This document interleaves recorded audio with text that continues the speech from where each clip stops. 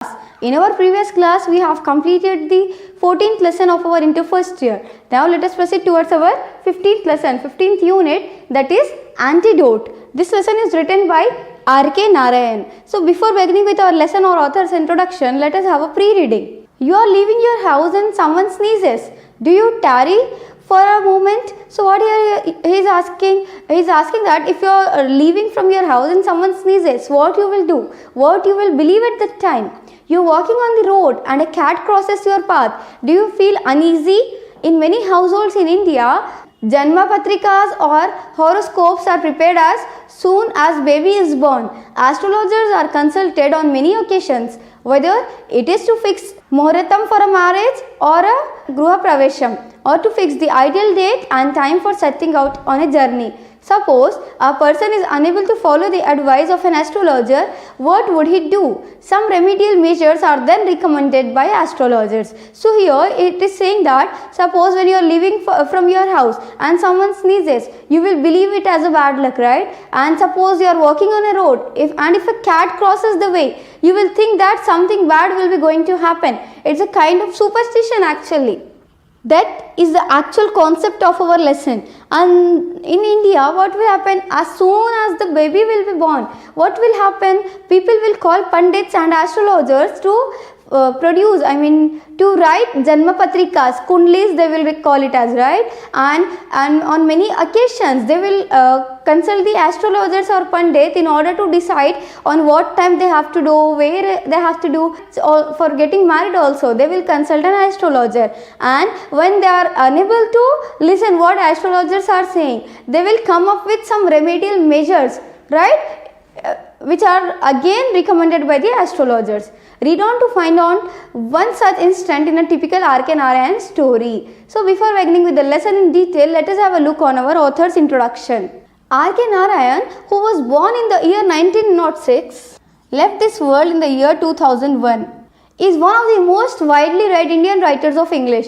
Along with Mulk Raj Anand and Raja Rao, he is regarded as one of the pioneers of fiction in Indian English. So he always used to write fictional stories. What's the meaning of fiction? That something that is unreal. His books include Swami and Friends, The Bachelor of Arts, The Manager of Malgudi, and The Vendor of Sweets. So these are some of his known writings, that is Swami and Friends, The Bachelor of Arts, The Manager of Malgudi, and last but not the least, that is The Vendor of Sweets. So these were some of his famous writings. R.K. Narayan was awarded the Sahitya Academy Award for the novel Guide.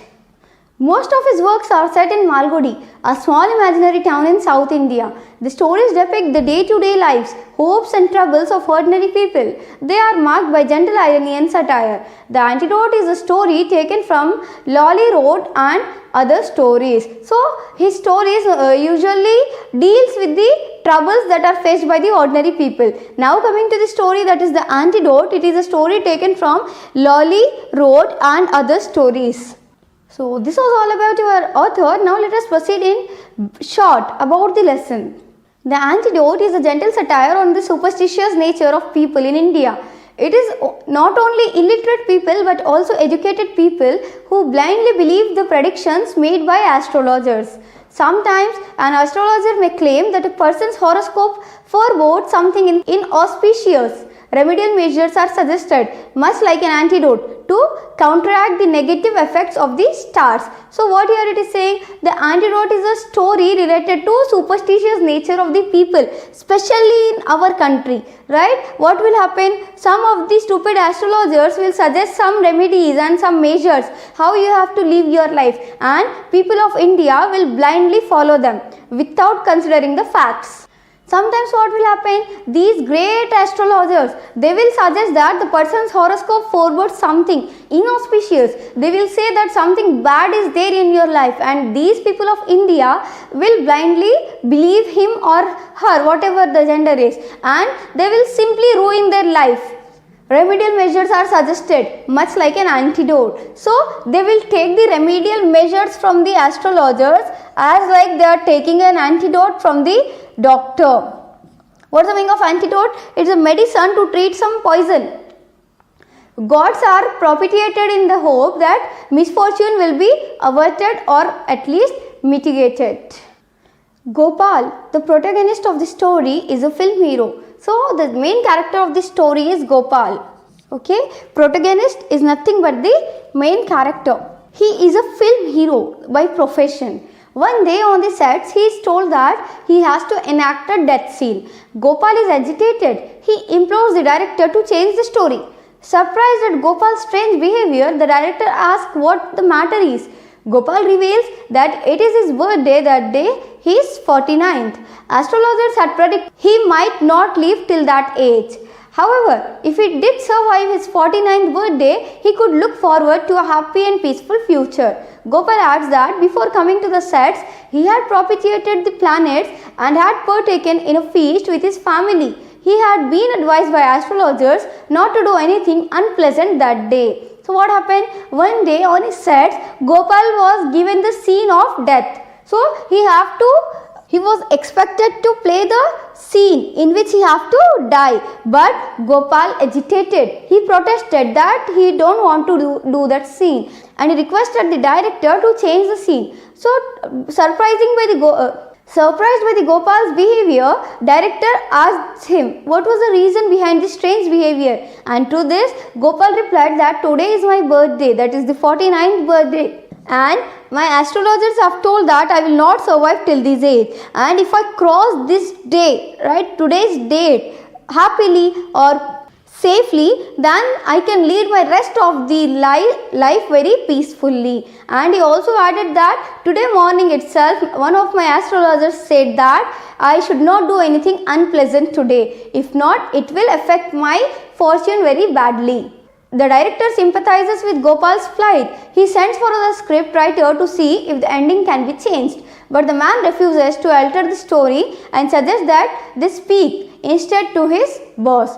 Gopal attempts to convince the boss that the audience would reject sad scenes, but the boss counters him with statistics. He claims that tragedies earn 30% more at the box office than happy films. The director coaxes Gopal to get ready for the shoot. So what happened? The director sympathizes, right? He got sympathy on Gopal and he tried his best to change the script. He sent the script to the scriptwriter and requested to change the ending if possible.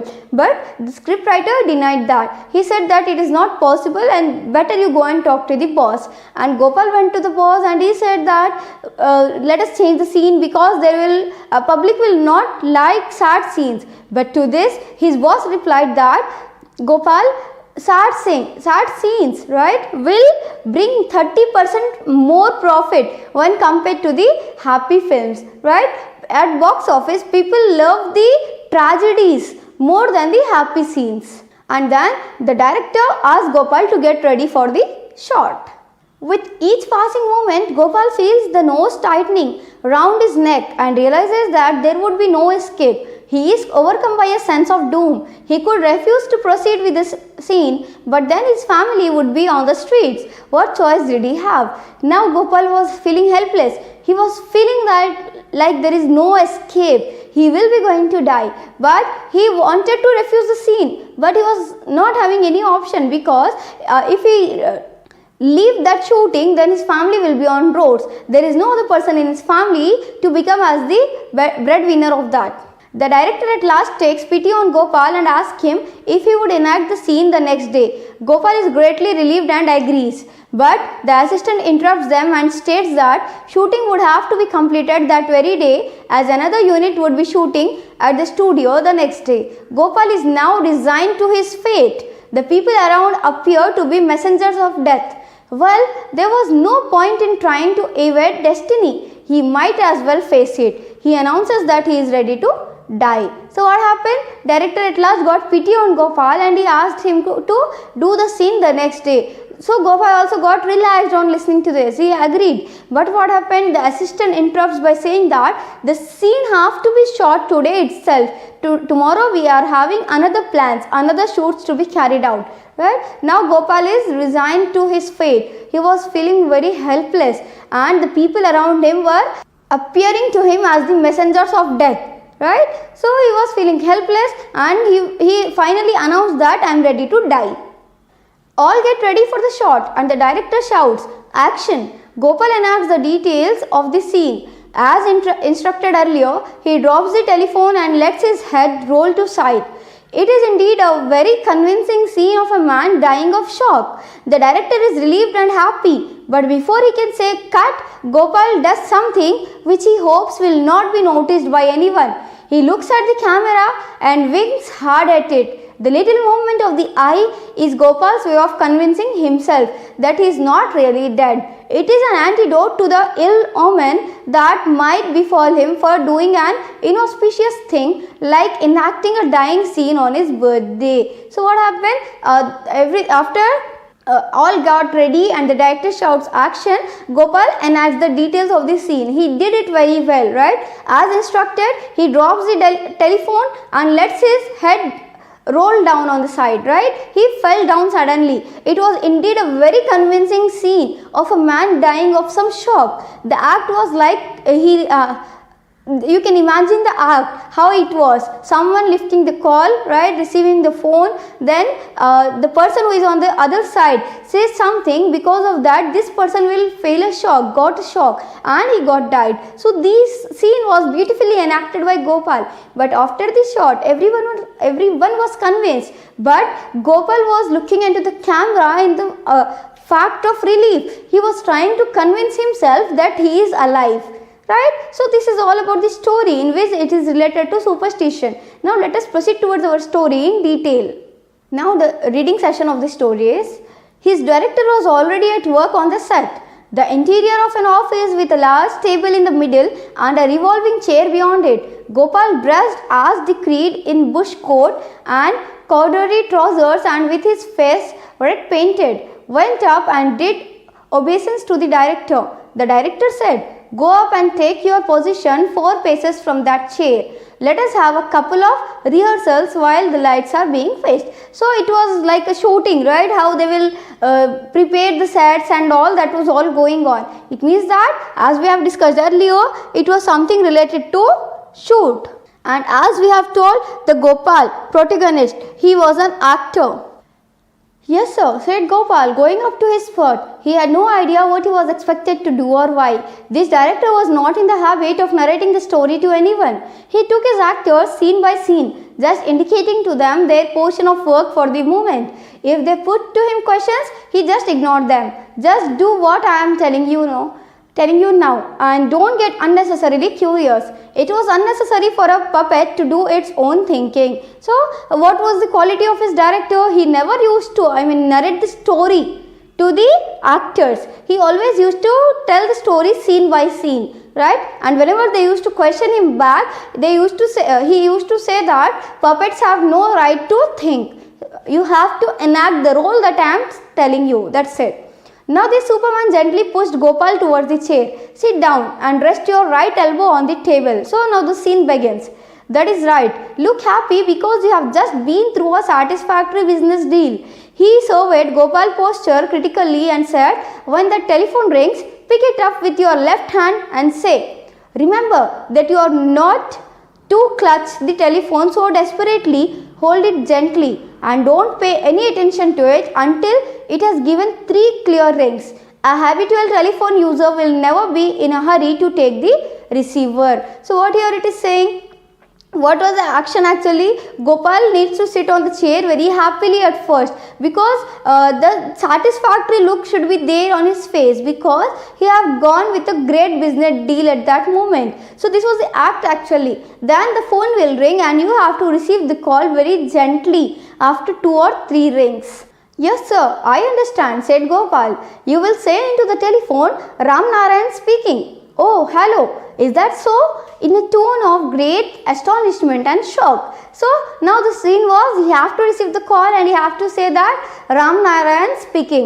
That was the name of the character that he was supposed to play. And what he have to do then, after giving the introduction, he have to show a great astonishment and shock on his face. "Then do I put down the telephone?" asked the actor. So what was his question? Then again I have to put down the telephone? That you will know later. This is all for this shoot. Don't rush through your lines, speak naturally. So what did the director reply? That is the later kind of thing. Now just do this thing, that's more than enough. The telephone rang thrice. Gopal acted his part. I was rehearsed a dozen of times before a microphone dangling from a cross arm and moving up and down like the proverbial carrot before a donkey. Gopal delivered his lines with measured precision. Yet something always seemed to go wrong. This sound recordist assistant peeped in at the doorway and reportedly implored, "Don't swallow the last syllable. Keep the label, another monitor if you don't mind." They did not believe in recording a voice when it was fresh. They always like to go husky and inaudible with repetition.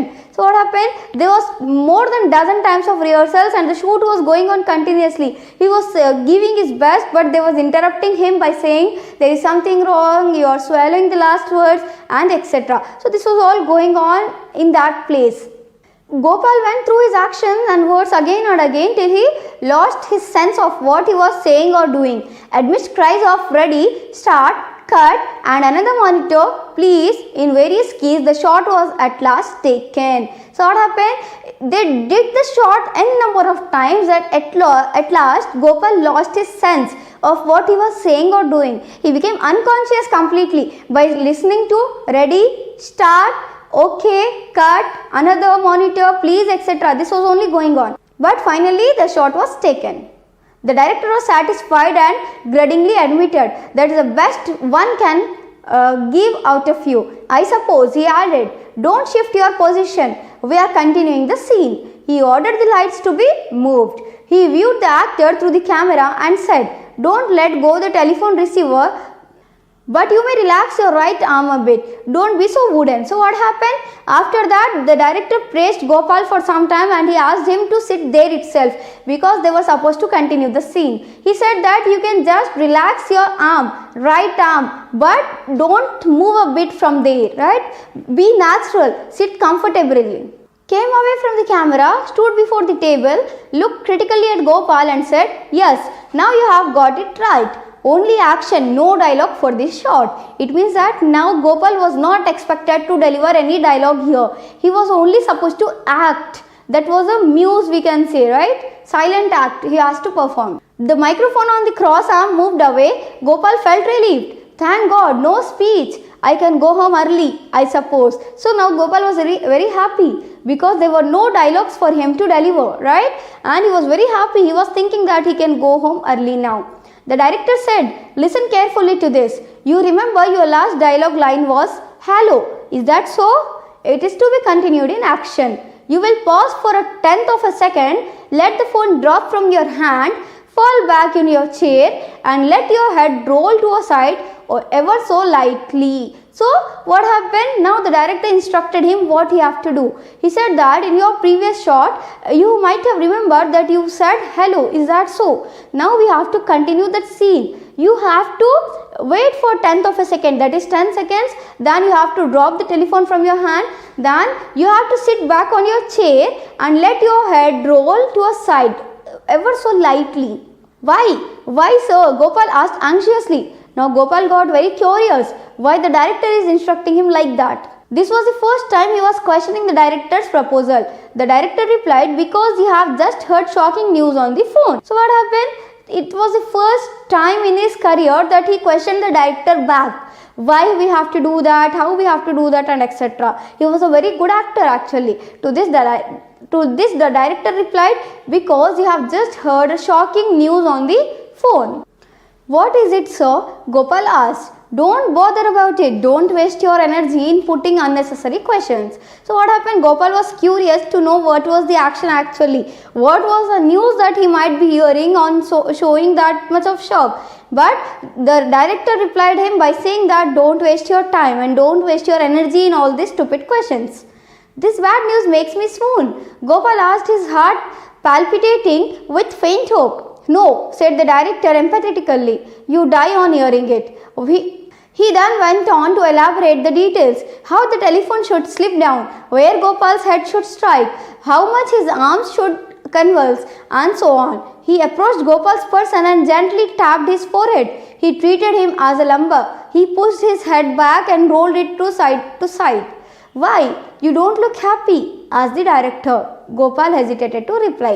So what happened? After stopping him from asking unnecessary questions, it was like a bad news for Gopal. Why? No one knows that. The director on the other hand was continuing with the instructions, what he have to do, how he have to drop the phone, how he have to act, how he have to sit on the chair, and etc. But Gopal was not looking very happy. He was looking very sad actually. To this the director asked what is the reason, but Gopal was hesitating to reply. The director paused for a moment. Gopal hoped that he would read his thoughts. The director began, or would you rather? Gopal waited on his words hopefully. This man was after all going to relent. The director completed his sentence with, fall on your face and spread out your arms. So what happened? The director paused for a moment, right? But Gopal thought that now maybe he will change the scene. He might have understood my thoughts. But to his shock, what happened? What did the director said after a small pause? He said that, would you like to fall on your face and spread your arms? It means that he have to enact the role of dying. Doesn't matter how, by sitting on the chair or by falling on the ground, but he has to play that role. In a swoon, Gopal asked again. Swoon here refers to fainted.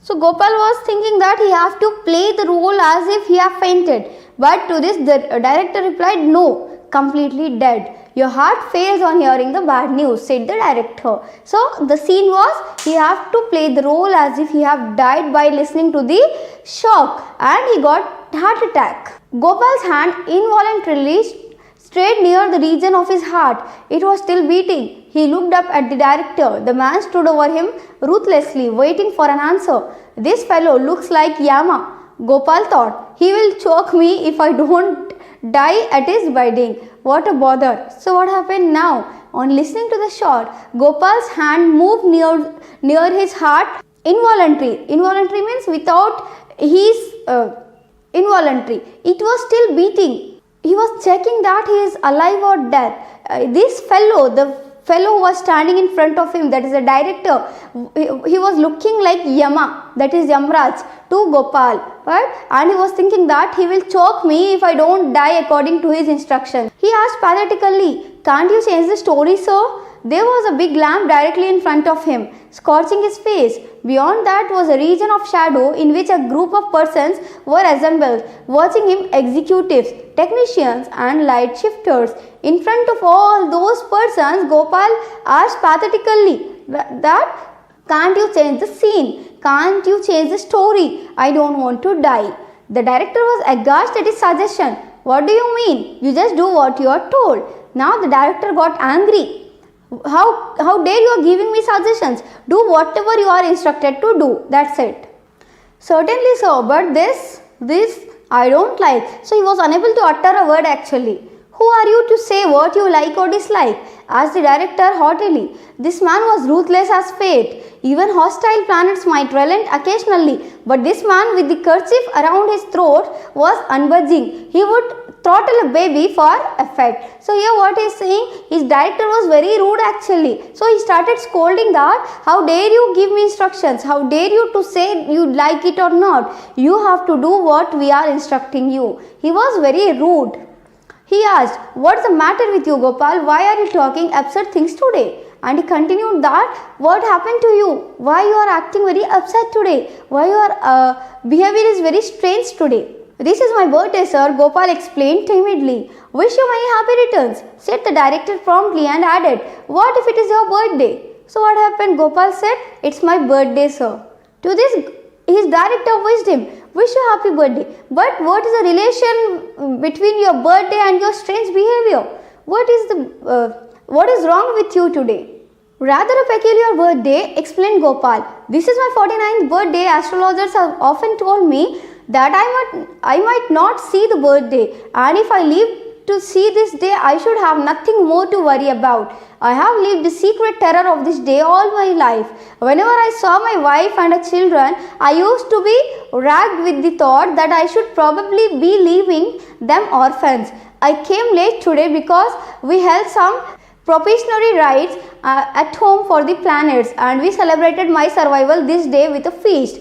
My astrologer has suggested that I do nothing unpleasant today, sir. I wish to treat it as very auspicious day, sir. So what he replied, this is not my general birthday, this is my 49th birthday. And my astrologer said that if I survive this day very happily, then I need not worry for the rest of my life, and I am not supposed to do any unauspicious thing today. Today morning itself, we have done lot of feasts and prayers at my home for thanking the God for my survival, and now I can't take this act, I can't perform this act actually. The director was impressed. He turned to his assistant who always shadowed him, carrying a portfolio under his arm, and commanded, fetch the story writer. Presently he arrived, his lips red with the chewing of betel leaves. He was a successful story writer who made a lot of money by dashing off plots for film people. He laughed aloud on hearing of the problem created by the actor. He was not angry type to feel upset at contrary suggestions. He declared impossible to change the story. How can he refuse to die? I am busy. So what happened? The director, on listening to the Gopal story, asked the story writer if he can change the story. But the story writer, who was a very successful person actually, he laughed at first. Then he said, I have lot of other works to do, I can't change the story now, right? And he was surprised that how an actor can say that he cannot die, right? So he neglected to change the story. He turned on his heel and started out. At the door he stopped to add, anyway, send for our boss and tell him about it. The boss came running in the scene. He asked anxiously, what is all this trouble about? What is it all about? So what happened? He turned to his level back, but what happened then? He stopped and turned back to them and said, just go and consult our boss regarding this. He may listen to you. To this, the boss entered in and started asking, what is the trouble here going on? What is the problem actually? Gopal sat in his chair, unmoving. He was not allowed to shift his position even slightly. Continuity would be spoilt otherwise. He felt stuffy. The big lamp scorched his face. They all stood around and looked at him as if he were a freak. Their faces were blurred beyond the shadows. All of them are looking like Yamas. Gopal thought, they are bent upon seeing me dead. So what happened? When his boss arrived there, Gopal was sitting on a chair unmovingly, right, without a single change in a position, because he was supposed to do that. Otherwise, the continuity will be lost. That is what the reason he was sitting like a stone image over there. And all other people who was standing around, Gopal was thinking that they are Yamas for me, right? The boss came over to his table and asked, are you in your senses? Gopal thought he might appeal to the others' box office sentiments. He said, people generally like to see happy things on the screen, sir. So what happened when the boss came and asked him, are you in your senses? What stupidly you are talking? To this, Gopal thought that let us give him the grade actually of box office. And he said that people generally love the happy scenes, sir. I have seen the public turn away from pictures with present scenes of death. So what did he say? I have noticed that the people lose interest when they see the scenes of death. Oh, exclaimed the boss. He remained thoughtful and said, you are wrong. He turned to the director and said, formerly, no doubt, the public liked to see only happy stuff. The public today is different. I have statistics pictures with tragic incidents have grossed 30% more than happy stories. If you take the figures of the last 6 months, it shows that the public likes to exercise sentiments of sympathy and pity. No, I will not have the story tampered with on any account. So what happened to this? When Gopal gave the grade of box office, to this the boss was exclaimed, a sigh of relief, and he said, he thought for some time and he said that no, you are wrong. He turned his head towards the director and said, I believe that formerly people used to love the happy scenes, but nowadays people love the tragic stories. And he gave the example that I have checked in the last 6 months that tragic stories give 30% more profit when compared to the happy stories. So I will not change the scene or story at any cost. The director patted Gopal's back affectionately and said, this is a brief shot. I won't take much time.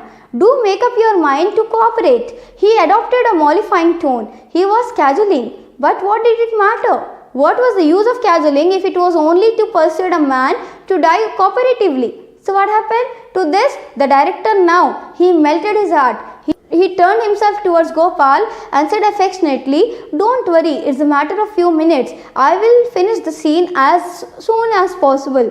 Just try to cooperate with us. Just make your mind." But it was of no use actually, because if you are asking a man to die cooperatively, what will be the fact behind that? It will be a nonsense actually. Gopal felt that he was about to lose his job and see his family in the streets presently. He was wasting precious studio hours. More crowd had gathered to watch the sensational happening today. Now Gopal was thinking that now definitely he will lose the job today and his family will be on streets, because the people have gathered over there to check the sensational happening, sensational story that was going on. He have already wasted few hours of the studio, right? So he was worried also. The director asked softly, "Will you be prepared to go through this scene tomorrow at least?" "Certainly, sir," Gopal said with relief. "I shall do whatever you may order me to do tomorrow." So what happened? The director now come up with a new solution. He said that, "Will you do this scene tomorrow?" To this, Gopal was very relieved. He said, "I shall do whatever you will ask me to do tomorrow." At this, the assistant with a portfolio under his arm dashed forward and cried, "We have to finish this scene today. We are not getting this floor tomorrow. The other unit wants it for the palace set. They are only waiting for you to complete the scene in order to dismantle this set. They are already grumbling that we have delayed too long. They are already behind their schedule." So what happened? To this, the assistant interrupted, right, and said that no, we have to finish this scene today itself, because we are not going to get this floor tomorrow. There are other units, those who want this floor to to make their sets here, right, and they are waiting for us to dismantle this set, and according to them we have already taken a long time. This funny fellow with the portfolio holds my life in his hand. He won't even hear of a postponement of execution. So here what is saying, this fellow, right, the assistant actually is holding Gopal's life in his hand. He was holding to that fellow in his heart. He stirred them again into activity. Now he advanced towards Gopal with an air of one who had examined all aspects of the case and come to a decision.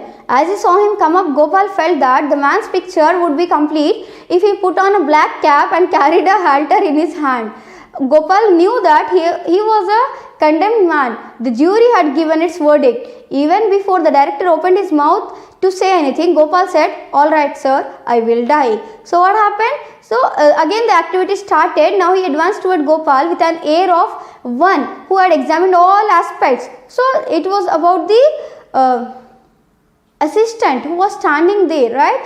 Those fellows were looking like the Yamas to Gopal. He was thinking that only a black hat on his head and a halter is missing. Other than that, everything was resembling to Yama. Lights were on. The camera was ready to shoot. The director howled, "Action!" Gopal dropped the telephone. His head fell back and rolled slightly to a side. Scores of persons were gazing on his dying with satisfaction. So finally he did the scene. He enacted the scene, right? Gopal dropped the telephone. He fell on the chair and rolled his head slightly towards the side. Everyone was looking at the scene very satisfyingly, right? In a very satisfying manner, we can say. Before the director cried cut, Gopal did something which he hoped would pass unnoticed. Though he was supposed to be dead, he shook his head slightly, opened his right eye and winked at the camera, which he hoped would act as an antidote to the inauspicious role he was doing. So what happened? The act was played very beautifully, right? It was enacted very beautifully. But before the director said cut, Gopal did something which he thought that no one will notice, right?